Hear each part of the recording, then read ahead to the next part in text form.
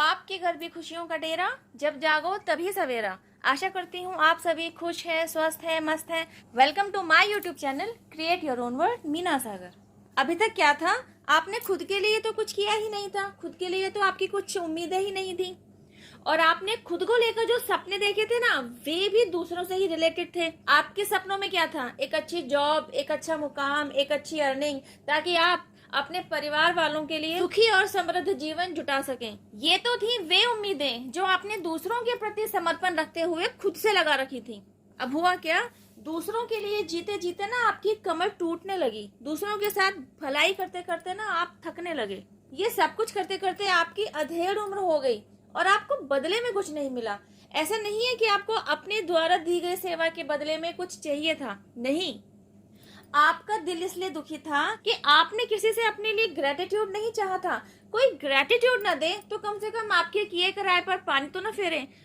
आप तब नहीं थक रहे होते जब आप इन नाशुक्र लोगों के लिए खून पसीना एक कर रहे होते हैं। आप तब नहीं थक रहे होते जब इनके लिए कुछ करने के लिए आप खुद को तोड़ रहे होते हैं। आप जी तोड़ मेहनत कर रहे होते हैं। आपकी कमर तब टूट जाती है, आप तब थक जाते हैं। आपको इन नाशुक्र लोगों से खुद के लिए यह सुनने को मिलता है कि आपने किया ही क्या है, यह तो आपका फर्ज था।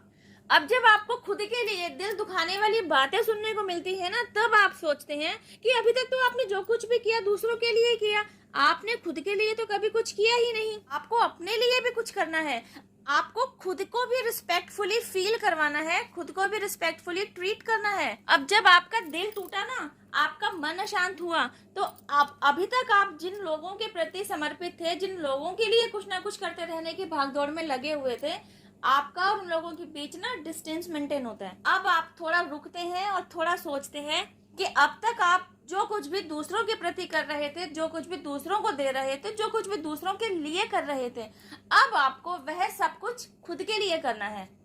एक तरीके से आपने अपने लिए ना संकल्प उठा लिया होता है कि अब आपको जो कुछ भी करना है अपने लिए करना है।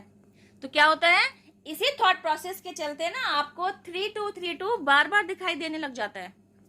तो आप क्या करते हैं, आप इसी थॉट प्रोसेस के तहत चलते चले जाते हैं। आप अपनी डेली रूटीन लाइफ में कुछ बदलाव करते हैं, कुछ ऐसी हैबिट्स को छोड़ते हैं जो आपको नेगेटिव अप्रोच की तरफ ले जा रही थी, और कुछ ऐसी हैबिट्स को अपनी डे टू डे लाइफ में जोड़ते हैं जो आपको पॉजिटिविटी की तरफ लेकर जाती हैं, पॉजिटिव अप्रोच की तरफ लेकर जाती हैं। जब आप ऐसा करना शुरू करते हैं ना, तो आपकी लाइफ में धीरे धीरे बैलेंस आने लगता है। एनर्जेटिकली लेवल पर बोले ना, तो आपकी शिव शक्ति ऊर्जा बैलेंस हो रही होती है। अब तक क्या हो रहा था, अनजाने ही आपका फोकस ना खुद के बजाय दूसरों पर था, और अब आपने क्या किया, अपने फोकस को दूसरों से हटाकर खुद पर डाइवर्ट कर दिया।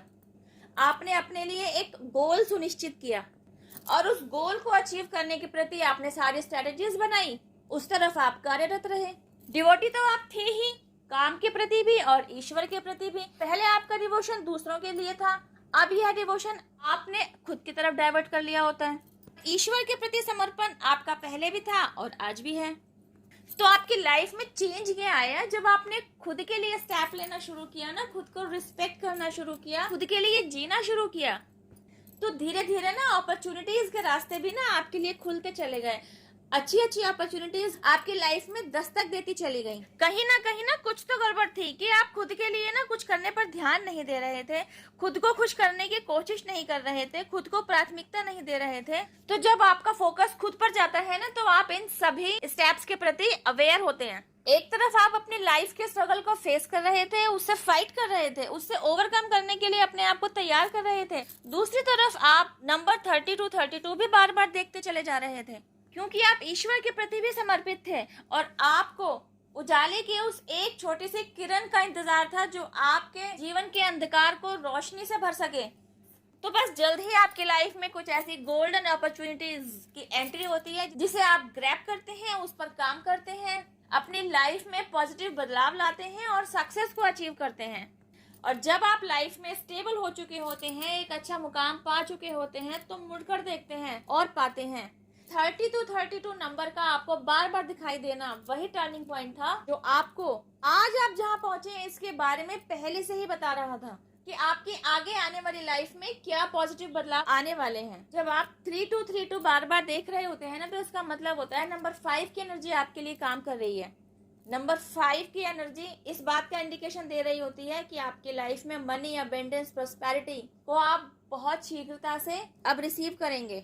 इस नंबर के पीछे छिपे एंजेलिक मैसेज यह भी कहता है कि आपकी लाइफ में जो भी अप एंड डाउन चल रहे थे, आपके इमोशंस रिलेटेड रिश्तों में जो भी उठक पटक चल रही थी, उसमें भी सुधार होगा। अगर आप सेपरेशन पीरियड फेस कर रहे थे आपके बेटर हाफ के साथ या आपके लव वन के साथ, आपके रिश्ते ठीक नहीं चल रहे थे, 30 to 32 बार बार देखने का मतलब होता है कि अब आपके रिश्तों में सुधार होगा।